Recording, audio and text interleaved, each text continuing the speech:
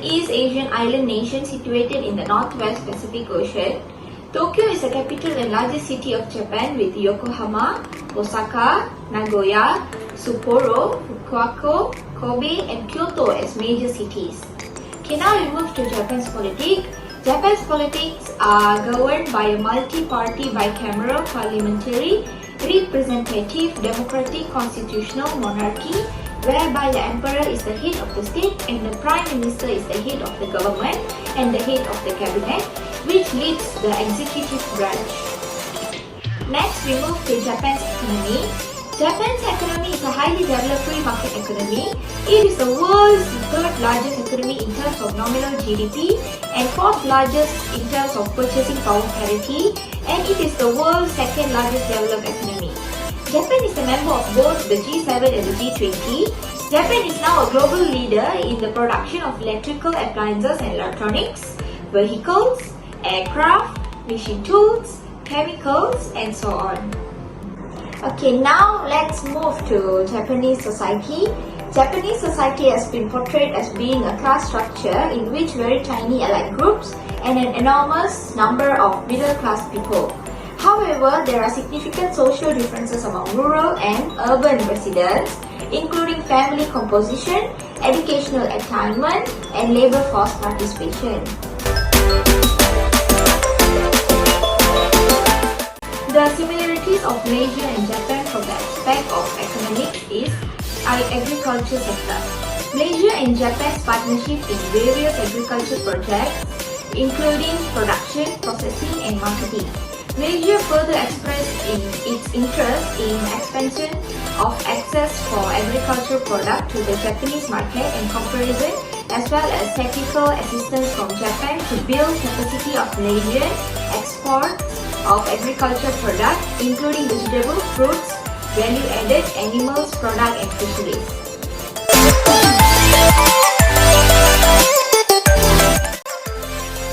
Next, I'm going to explain about Hofstede's framework. Hofstede's framework is a framework designed by Geek Offsuite to understand the difference in culture between countries and to identify how business is done in different cultures. There are 5 dimensions in the framework, which is power distance index, individualism and collectivism, masculinity and femininity, uncertainty avoidance, and lastly, long-term and short-term orientation. Based on the Hofstede framework, we set up our branch Malaysian Food Paradise in Hokkaido, Japan. For the first dimension, which is power distance index, Japan has low power distance. It is because Japan has a society that is on verge of becoming hierarchical. All choices must be validated by each hierarchical tier and then by top management in Tokyo, Japan. Second was individualism and collectivism dimension. Japan is more to individualistic society country. This is because the extended family system, which is the foundation of more pluralistic society, does not exist in Japan. The third dimension was masculinity and femininity. Japan is one of the world's most masculinity country. The strive for excellence and perfection in material production, material services, and presentation are seen as an expression of masculinity in Japan. Japan workaholism is also manifestation of their masculinity. Next dimension is uncertainty avoidance. Japan is high in uncertainty avoidance. This is because Japan has been go through a lot of unpredictable situations such as a natural disaster makes them to be prepared in any situation. And the last one is long-term and short-term orientation dimension. Japan is a long-term oriented society country. Businesses in Japan have a long-term orientation because they all contribute to the long-term viability.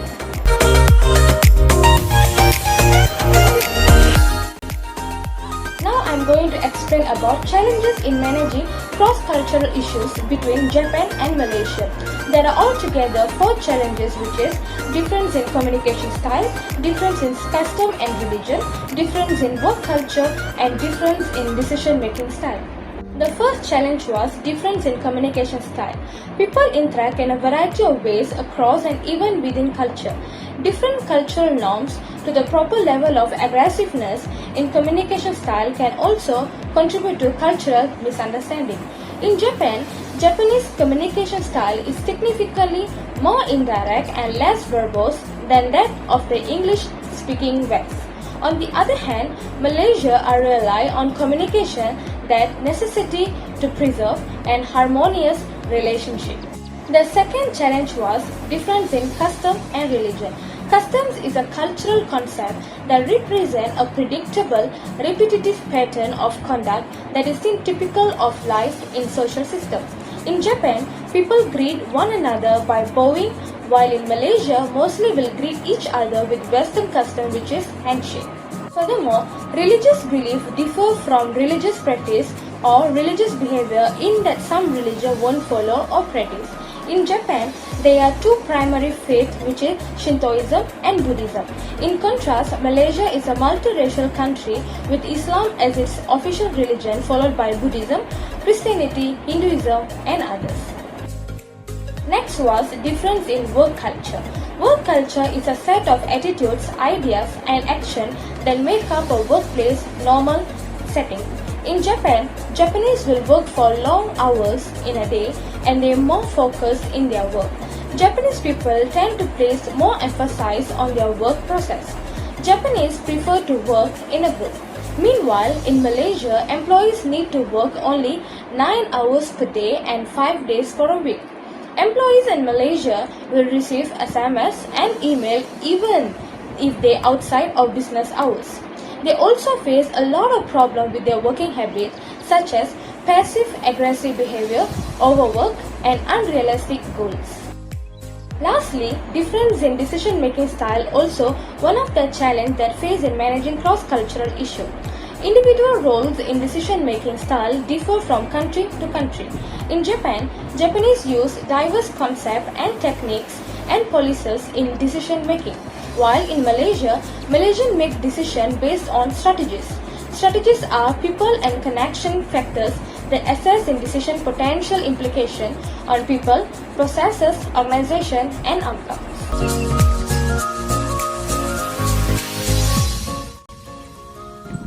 Hire a manager among local people to ensure that the employee are accustomed to the practice of the home country. What are the skills, responsibility, requirement would look for when draft the job description for this role?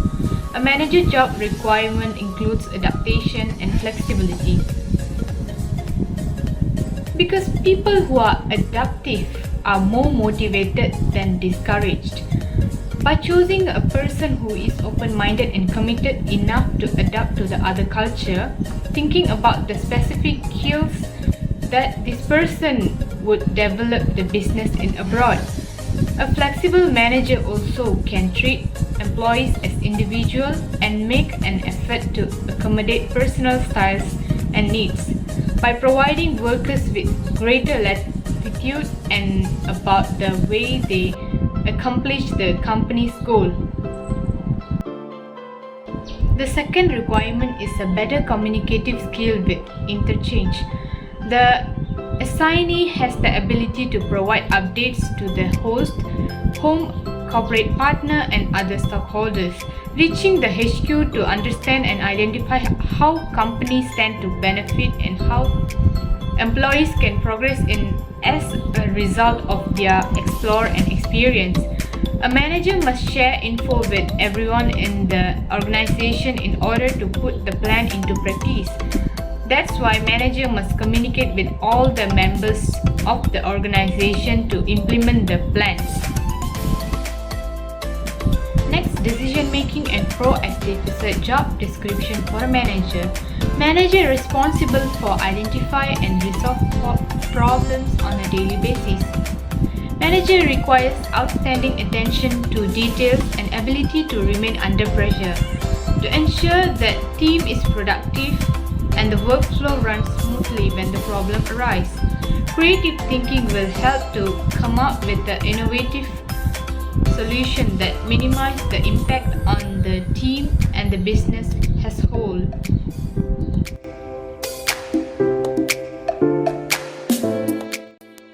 my name is Eun Sin, and now I would like to continue with the activities and programs that should implement in food industry. First of all, food is a necessary component for every nation.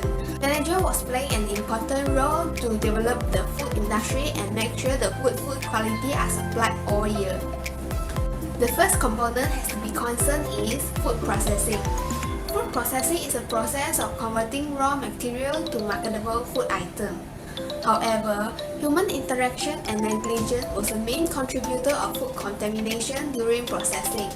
So, the employee training is a must to implement, especially for new employees.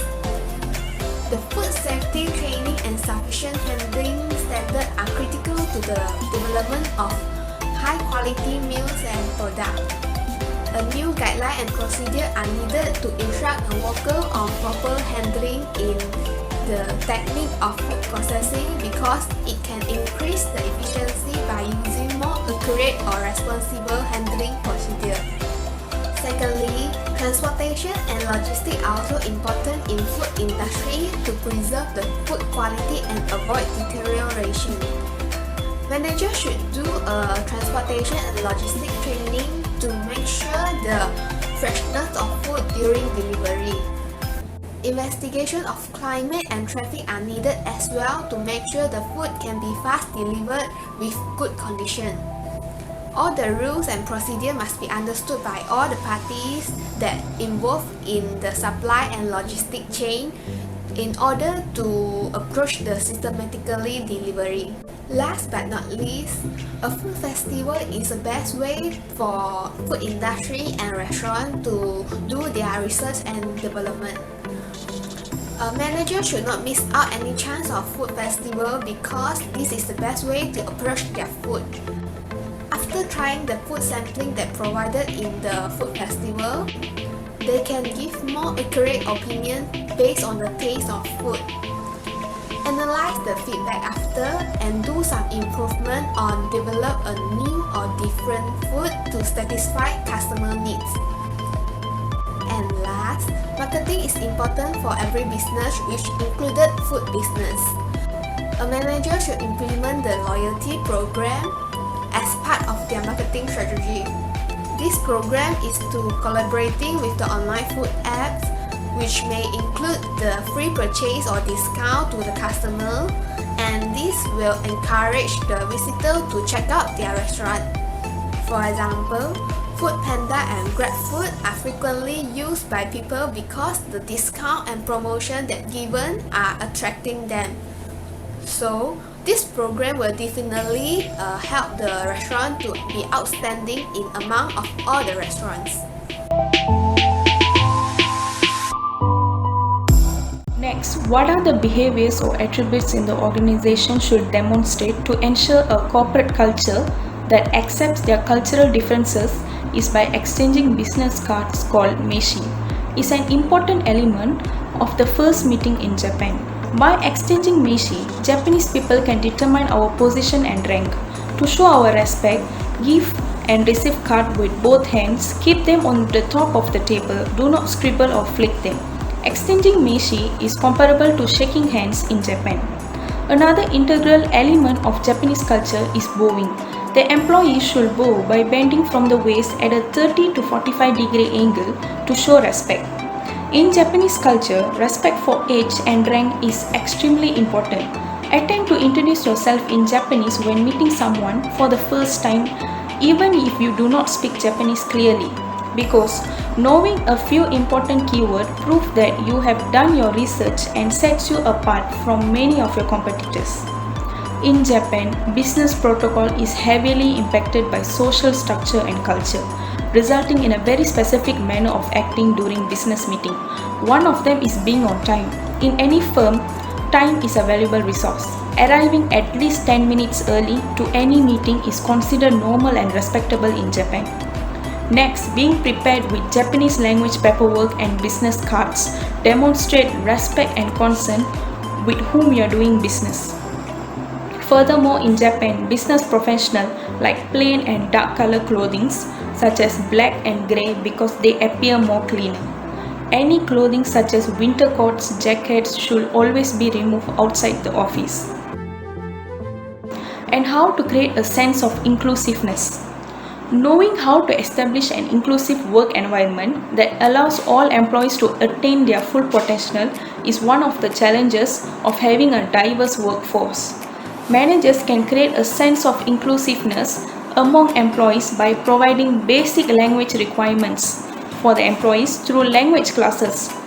Teach them basic work phrases, warnings, and other important words in Japanese. Next, use an interpreter or translator who is fluent in both languages when giving direction or providing comments to the employees. Find someone that you can trust to translate instruction and feedback correctly. In order to create a productive work atmosphere, managers should identify which cultural differences are acceptable and which are not. For example, I have a Japanese customer that slurp noodles when eating. Loud slurping sound can be rude in other countries, but in Japan, it's completely fine to slurp on noodles. Lastly, one of the most difficult aspects of accepting diversity in the workplace is figuring out how to establish an environment that promotes inclusion rather than exclusion. Managers must deliberately identify which language and cultural differences are acceptable in the workplace. Most significantly, a manager's job requires them to work through around these differences in order to assist employees reach their full potential.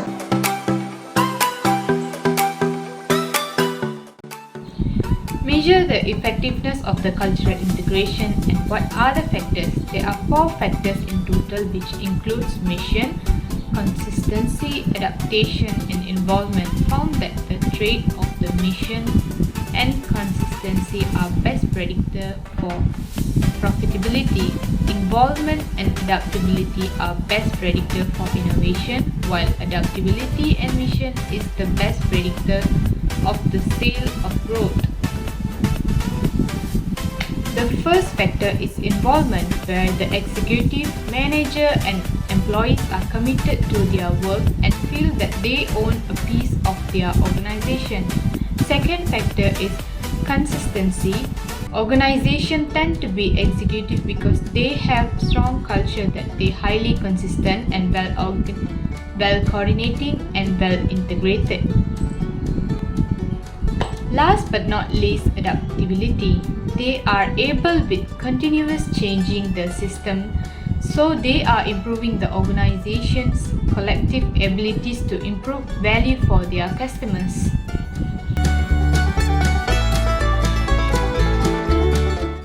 Okay, now I would like to explain about how the organization benefit from an effective cross-country organization with a strong corporate culture.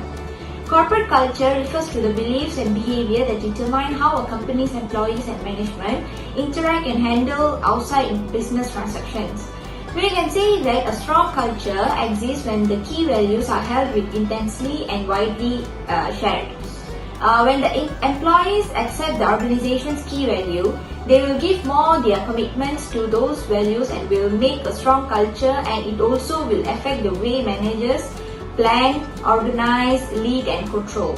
Organizations will benefit from an effective cross-country organization with a strong corporate culture because there are many benefits they can get from a strong corporate culture.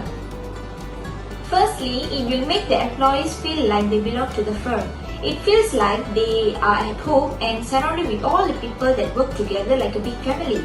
Japan is a well-known country where people in Japan are categorized as people who work for long hours in the world. So a strong corporate culture will make employees to survive and to feel more comfortable. Not even that, this will make them spirited to work as they do not have any problem to communicate to other employees, even to the employer. Moreover, it also will increase the output of the worker as they work together when they combine their ideas, and this is what it calls work with efficient, with the less input lead to a big output. When the employees have this culture, it's hard for them to leave the job that they own now, and it increases the loyalty of the employees to the company. Next, a strong corporate culture transforms an organization into a team. A successful organizational culture brings together the people at company and keep them aligned. When the corporate culture is clear, different perspectives can gather behind it with common purpose. The culture at the organization sets expectation for how people behave and work together and how will they function as a team.